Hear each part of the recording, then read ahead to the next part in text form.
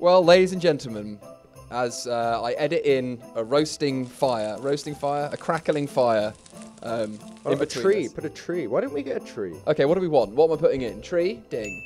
Tree. It's a bit small. Bigger? Presents. Bigger tree. Bigger tree. Bigger tree. Bang. Too big. Middle. Just right. We've got a medium-sized tree, a bunch of coal under the tree. We'll have a little holly around the outside. Get maybe some snow effects, crackling fire, and some non-copyright Christmas music, which sounds like a Christmas song, but actually isn't. So we don't get sued for copyright. And your presence is our presence. Look at that. On a week in the NFL where the New York Jets essentially ended their quest to land Trevor Lawrence by beating the Los Angeles Rams. You weren't supposed to do that, New York. The Atlanta Falcons brought out their favourite after-dinner trick by going up 17-0 and then throwing it all away. Brilliant. You love to see it. Carson Wentz came out midweek and essentially said, "I will not be a backup." Then Jalen Hurts went out and played the game of his life. Enjoy being a backup, Carson. And the New Orleans Saints play a festive game of catch the turkey in the Superdome, fumbling away a chance at beating the mighty Kansas City Chiefs in their own end zone. So that's what happened in the NFL this week. I think let's just acknowledge the expense spared for the Christmas decorations. Yep.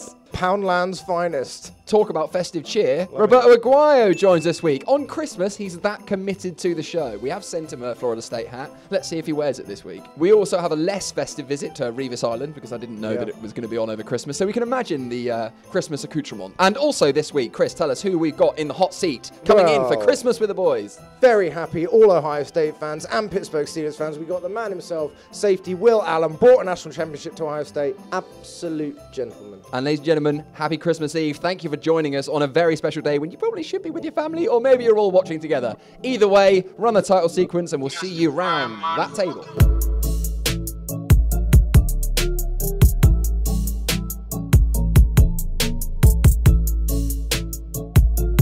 This is right before I'm about to run my 40. He said, "Just don't run 4.7." I was like... And that is what's getting put on Twitter. Will Allen calls out Travis Kelce. What did he do in the NFL? He beat you guys in the playoffs, I seem to believe. We wish you a Merry Christmas. Really. So as a Christmas treat for you this week, we thought we'd give you someone a little bit special. A man that has, among other things, won the first national championship for Ohio State University since 1968, breaking the drought, and also obviously then went on to have a fantastic career in the NFL, which we'll get to. Ladies and gentlemen, Mr. Will Allen. Will Allen, Pittsburgh Steelers, Tampa Bay Buccaneers. A very Merry Christmas to you, sir. Happy Christmas Eve. Happy Christmas Eve. I'm so excited to be with you guys. Thanks for having me. Absolute professionalism, because I'm not going to lie to you, it's not Christmas Eve. But to give you that offer and you go, Happy Christmas Eve, brilliant. You got a long career in broadcasting, sir. Will went to Ohio State, Ohio native, got a scholarship, right? Letterman scholarship to Ohio State. He's got it on, he's got the t-shirt on. Yes, sir. Yes, Buckeyes. OH. I-O. You know how to do it. Imagine if you'd failed that. OH, what, mate? Oh, okay, oh. Yeah, exactly. Let's go 2002 Ohio Buckeyes season, right? Jim Tressel is just coming in. He's fresh. You guys have not beaten Michigan for a very long time. You guys haven't won a national championship since 1968. You didn't steamroll everyone. A couple of nail biters, and we'll get to the first one. It's against the 1-1 Cincinnati Bearcats. Will, talk us through what happened there, because without you, there would be no complete season here. Thank you for that. I appreciate it. That game was strange, primarily because a lot of the players and athletes that go to UC, they always have aspirations to play for Ohio State. Not saying they're not good enough. It just, sometimes some things just don't work out. Or maybe they're not good enough. Who knows? Yeah, bad luck, Travis Kelce. Yeah, Travis Kelce, you weren't good enough, mate. Kelce was not good. And that is what's getting put on Twitter. Will Allen calls out Travis Kelce. He's a dynamite player. But tough nail biter. That last drive, they marching down the field. They're in the red zone. Yep. 36 seconds left. 23-19. This receiver. I'm honest. This receiver is wide open.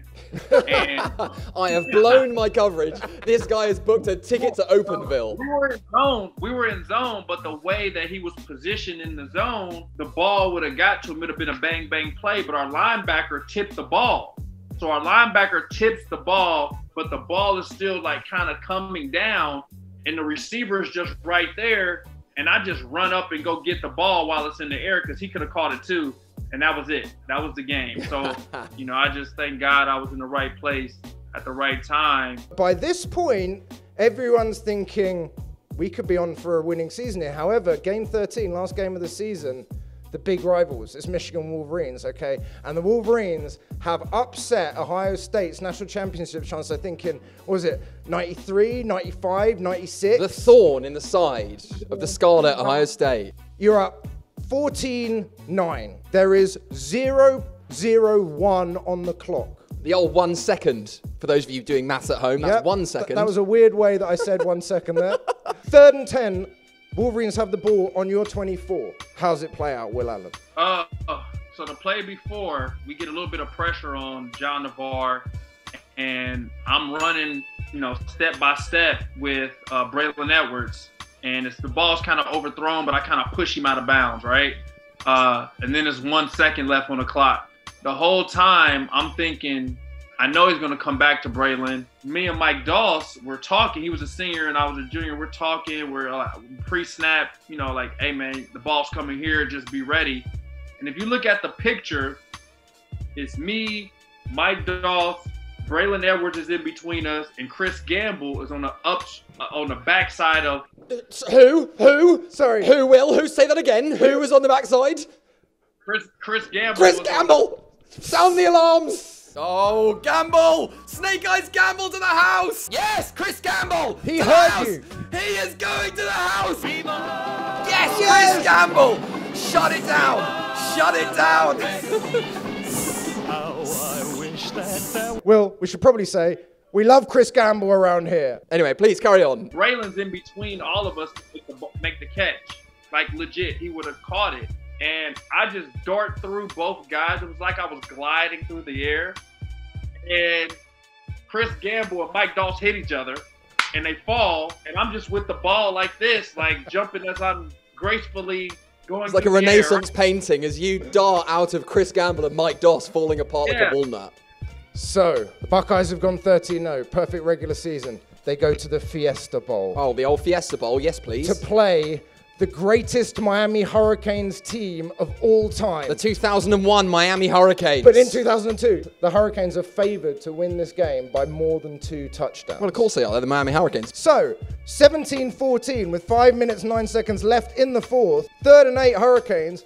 And it's a Will Allen fumble recovery. Of course it is. He's popped up again, Mr. Will Allen. I'm going to the sideline, and Eddie George and Sean Springs, like, pick me up. They're like, oh, my God, you the man. I'm like, how did they get here? Like, where are they from? Eddie George, what are you doing? Is this a dream? You know, that play and then going into 2 overtimes, you know, we were prepared. You know, what was nerve-wracking was the pass interference call, obviously, right, with Chris Gamble. And Gamble. everybody thought the game was over, but we knew it was pass interference. We got life again. Lorette's up there as a wide out too. The ball goes into the end zone, and it is incomplete. Intended for Gamble. Now there is a penalty flag thrown. Bad call. Bad call. And we shut them down on 4th down, 4th and inches. They could score. And Kellen Winslow and Dorsey under pressure throws it. Incomplete. The Buckeyes win. Willis McGahee has broken all the records for Miami. He's a cinch first-round pick. And at that point in the game, had he been in, probably they would have given it to Willis, right? 3rd and goal, 4th and goal, punched in. Game goes a different way. But in a play that is difficult to watch, you took Willis McGahee out of that game early. His foot was actually about to plant, but it didn't. I just hit him so hard above his knee. Yeah. That is just. Yeah. One of these happened. The chicken leg. We're all very well aware. Well, Merry Christmas, everyone. Yeah. Enjoy your turkeys. So we win a national championship. I go back to Columbus. Everybody's threatening me. I'm getting death threats. Really? People are calling the school. People are trying to figure out where I live. It's pretty scary, you know, like news reporters from like Sports Illustrated, ESPN, Time Magazine, you name them. They all were calling me saying, hey, Willis and his family thinks you did this on purpose. Like, do you want to apologize? Do you feel like you should call him and just see if, I said, I've been playing football my whole life. I was like, I've seen guys get hurt all the time. Like, it's just the way it is. Like, I didn't do it intentionally. I didn't do it on purpose. But, you know, I prayed about it. And I got his contact information to his home. And I called, and his mother picked up. And his mother said, Willis, telephone. And I think she knew it was me, you know. It's going to take him a minute. Yeah, exactly, yeah. Just let him get on the stair lift. Gets on the phone. I said, hey, man, this is Will Island. I just wanted to talk, man, and clear the air. He said, man, I'm doing good. You know, I'm going to bounce back. I'm from Miami, you know, that's what we do. Just to let you know, it wasn't intentional. There was nothing malicious behind it. And, you know, I wish you the best. And he said, well, man, I appreciate it. But people were telling me that you were afraid to call me. And I said, I got a little upset. I said, man, nah, it wasn't even like that. Like, I ain't never scared. I said, I was just calling to clear the air and to wish you well, to pray for you. And that was the conclusion of that. I love that. I called him up to apologize and they went, but if you want to go, man, we can go. Bring your mum, bring whoever was trying to get my address. I didn't mean to break your leg, but if you want to go, bro, then we can go. Willis did end up getting drafted. He went in the first round. Oh, hold on. Everyone was worried. I got one more year of college left. You got one more year of college left. Excuse us. That's true. That's true, but we didn't want to peak and then be like, okay, well, then the other year. I only started 1 year in college, and that was my last year, and I became a consensus All-American. And we had a chance to go back to the national championship, but we lost to Michigan. The 100th meeting my senior year, we lose. Well, why would we talk about that? He's won a national championship. He's intercepted the game winner. He's done everything. And also, they lost in the 100th year anniversary. We're not trying to do you like that, man.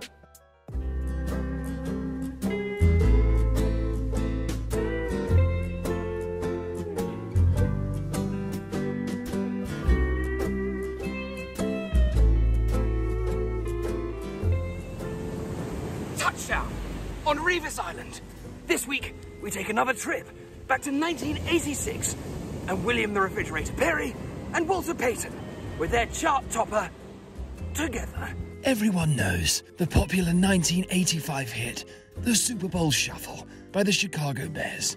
Unfortunately, very few people know about the follow-up single by Walter Payton and William the Refrigerator Perry, who collaborated to record a heartwarming yet meaningful message entitled Together, and with such lyrics as, so be part of our team, watch everyone win, keeping prejudices out and friendship in. The message from Walter and William still resonates today. Together was re-released in 1999, with profits going to the Walter Payton Foundation. Ladies and gentlemen, please enjoy the dulcet sounds of Together by Walter Payton and William Refrigerator Perry. Teamwork is the theme of our song. Divided we're weak, together we're strong. United as one, we could only be greater. This is Sweetest 34 and the Refrigerator. So be a part of our team. Watch everyone win, keeping prejudice out and friendship in. That's all from Revis Island this week. Now back to Hugh and Chris. And then finally, I believe, we reached the dizzying heights of the NFL draft. What was it like sort of heading down to Chucky Town? Terrible. Yeah, I thought it would have been. Shocker. I'll be honest, because the facilities were horrible. We had an outside weight room, and we were by an airport, so we're getting all this jet fuel and fumes. We're breathing that in while we're practicing. And this is what the team has been doing since 1969. And you wonder why we're bad. That is why the Bucs were so bad, because they had terrible facilities, terrible uniforms, and they were by an airport. So we're not going to dwell in Tampa. I mean, you did pick off Brett Favre twice in one game. Tampa was good. It was a good foundation for my career. You know, like I said, I had some really good coaches there. But I was, you know, happy to reunite with Mike Tomlin, who was the head coach of the Pittsburgh Steelers. So did Mike Tomlin recruit you to Pittsburgh then? I'll give you a quick story. At my pro day, he walks up to me right before I run my 40-yard dash, and he says, "Hey, Will, you don't know me. I'm Mike Tomlin. I love what you're doing. I love the type of player you are. I want you in Tampa." He said, "Just don't run 4.7." I was like, this is right before I'm about to run my 40. So you must have been joyous. Joyous when you got the plane out of Tampa International. Yeah, you know, yes, I was very happy to leave Tampa International. But it was looking down, just like, bye. Yeah, exactly. Just waving at the weight room as you take off.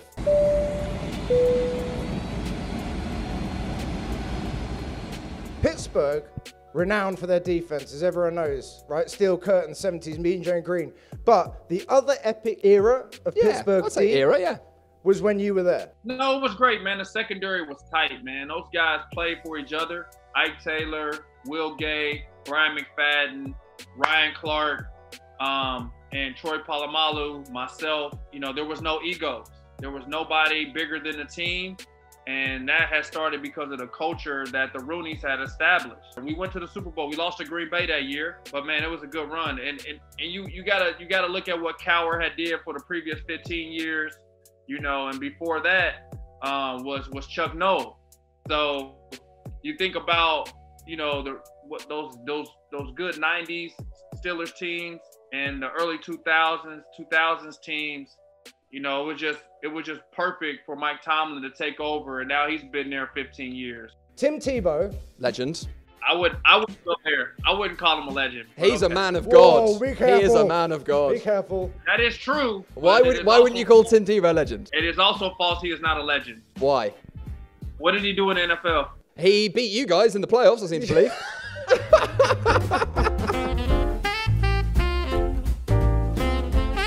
That is true. That is true. Tim Tebow gets the ball, 20-yard line. First play, new rules, overtime, 80-yard, Demaryius Thomas, see you later, Denver advance. How annoying is that? That's the game. Can't make excuses. We make a tackle. Just tackle Demaryius Thomas. We may stop him, and the offense comes on the field, and you know we kick a field goal, and it's over, right? So you go one play, 80 yards or 75, however many yards it was. Can't do that. What moment did you realize he's gone? We're out. The minute he gave the stiff arm and kind of pushed Ike back, because Ike is the fastest guy on defense. He runs 4.2, 4.3. Like he can run. Ike can run. And when he got stiff arm, I said, he might not catch him. But it happens, man. It happens in games, and this was one of them. I want to talk about the dirtiest wild card game ever. You and the Bengals. Do you remember that one? I do. Tonight's playoff game, the Cincinnati Bengals and the dreaded, hated, but always respected Pittsburgh Steelers. Jeremy Hill with a fumble, perfect with a terrible penalty. Ball is out. Shazier had it for a moment, and now it's picked up by Cockrell. Give me your thoughts. Firstly, on the Bengals. Secondly, on Vontae's perfect. And thirdly, on how that whole thing went down. When Big Ben got injured, they were cheering in the stands, weren't they? Oh, everybody was. Fell on his shoulder. Oh, boy. Yep. Got pinned. Couldn't protect himself. I call Cleveland little bro. In Baltimore, that's like our cousin that we just go back and forth with, right? And in Cincinnati, somewhere in the middle, you know, kind of overlooked. They aspire to be big bro. They're your brother that keep getting arrested. They never beat us. They can't make it to the playoffs. They can't get over. So this is their time. This is Cincinnati's time. They got a good defense, good offense. Listen now, we're beating these guys 15-0. We're like, oh, this game is over. From the gun, Roethlisberger in zone bound. It is a touchdown.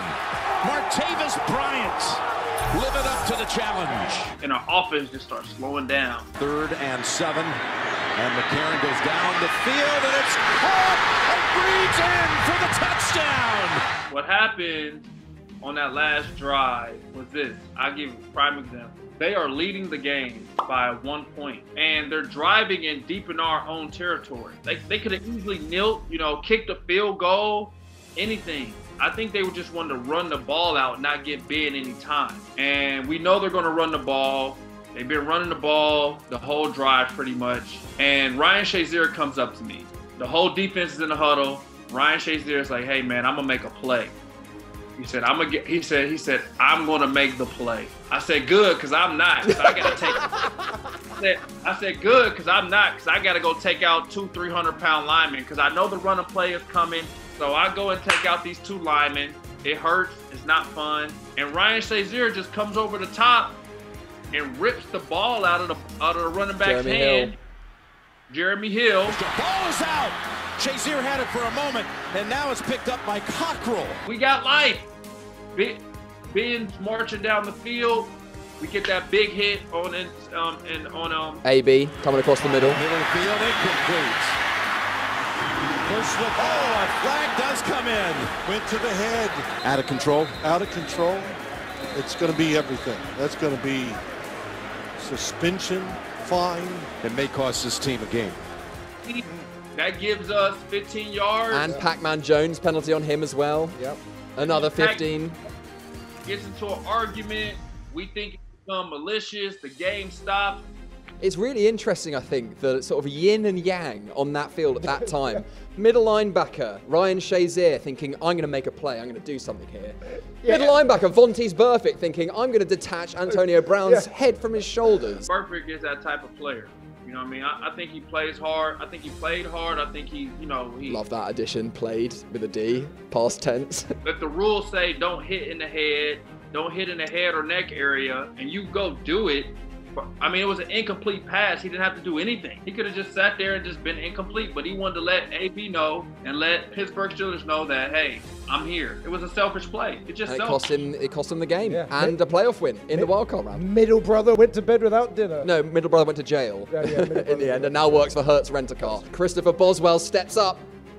And Boswell kicks the game winner. Yes, sir. Go for the kick that in all likelihood would win it if he makes it. And the kick is drilled, and the Steelers are back ahead at 18-16. You know, guys like Ryan Shazier, to me, that's one of the best plays I've ever been a part of. They could have knelt and kept kneeling. The game, we'd have had no time.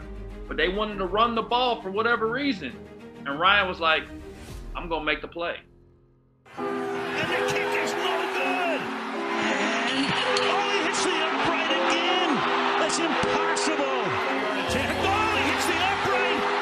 It's no good. Kickers are second rounders too, baby. Snap, hold, not even close. Holy Moses. What's up, guys? This is Roberto Aguayo, NVL kicking expert. Michael Badgley back in the spotlight. Going out with the tag blame the flame. Let's start off with that. I don't know if I agree with that. I think instead of blame the flame, we should tame the flame, because that is a perfect target for a kicker. As kickers, we look at stuff that we want to aim at behind the uprights. You go to different stadiums, you do your pre-walk, you're picking spots, whether it's numbers, whether it's a chair, a seat in the stadium, a specific seat, a specific hot dog stand, and that flame is right dead in the middle, up high. You aim at that. You don't blame the flame. You can't falsely accuse that flame. You tame the flame. For example, at Ravens Stadium, when Justin Tucker kicks, they put a Ravens head behind the uprights, so it's a perfect target for him.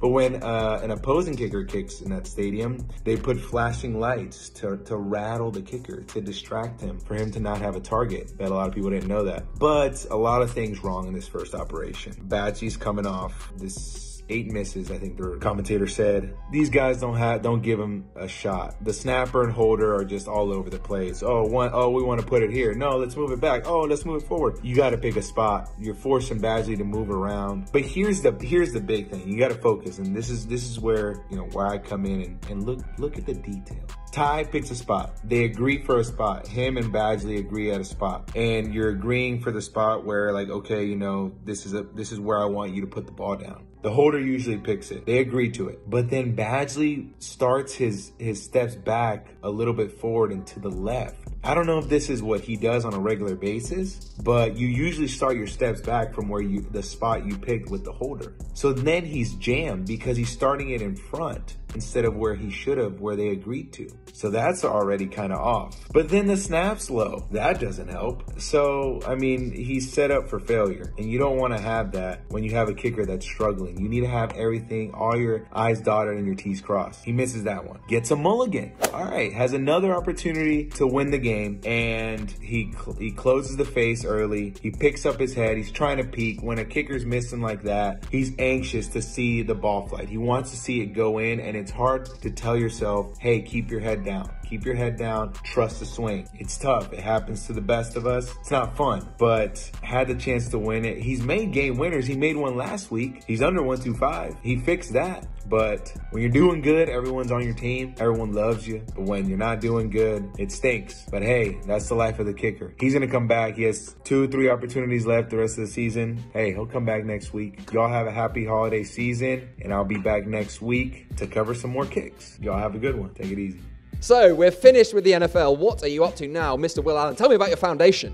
Yeah, absolutely. So I've had a nonprofit since 2006. I wanted to give back to the community, help, underserved, underprivileged communities, especially high school students prepare for life after high school. So let's say you don't get to go to college. Then what do you do? Let's say you don't get to go to university. What do you do? What are the options out there?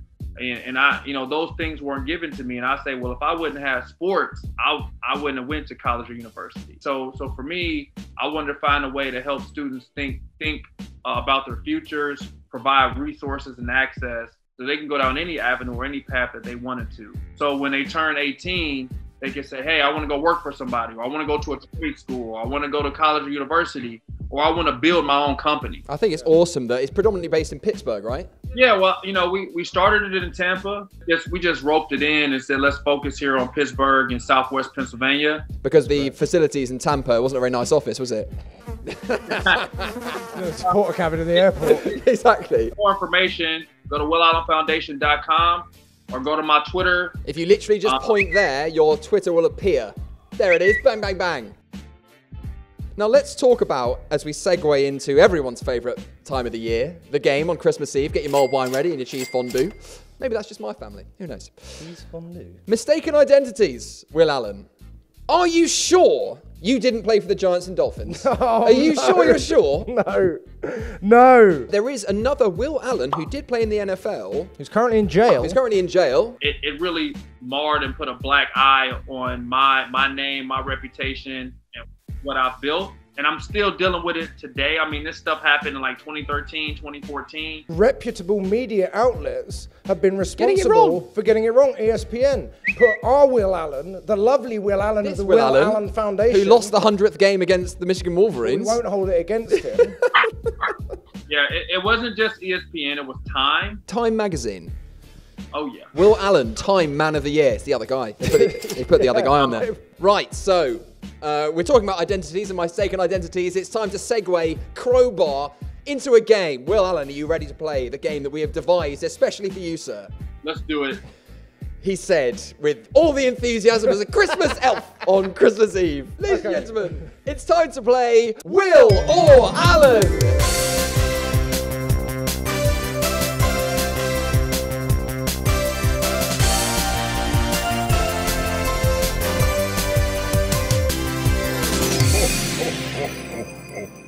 In this game, Will Allen, you're going to have to tell me whether these men are named Will or Allen. That's right, a game that stupid. For extra points, their last names. And professions.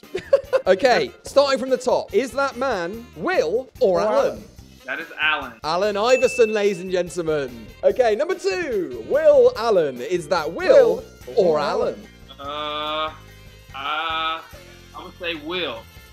Do you know what the second name is? Looks like Shakespeare, but I William Shakespeare! 2-0. Nailed it. Well done. Question number 3. Will Allen, is that Will or Allen? Pass. Come on, give it a go. Is it Will or Allen? Does he look like a Will or does he look like an Allen? You'd know you're Will and Allen. He looks like a Will. He has a nice smile. Well, you're going to 3-0 because it's pop idol Will Young! Is that like a half a point? Because I didn't know his last name. No, you got Will, so that's 3-0. Right, you should know this. Number 4, nice and easy. Allen. Second name?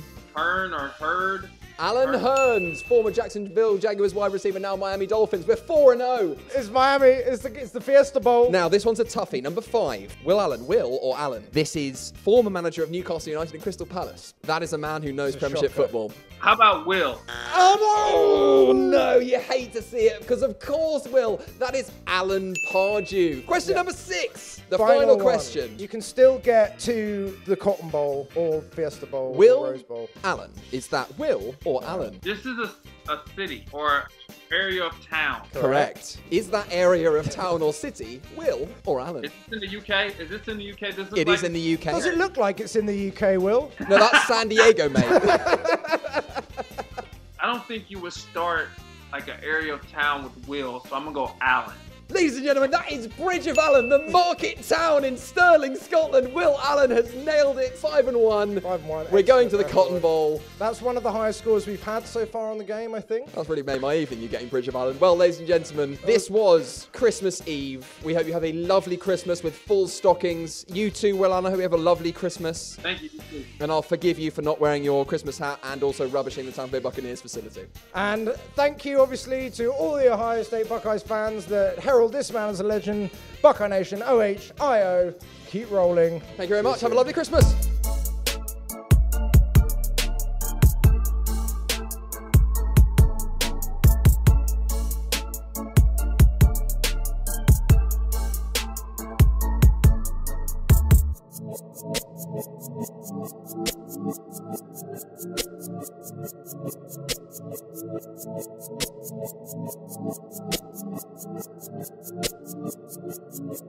Thank you.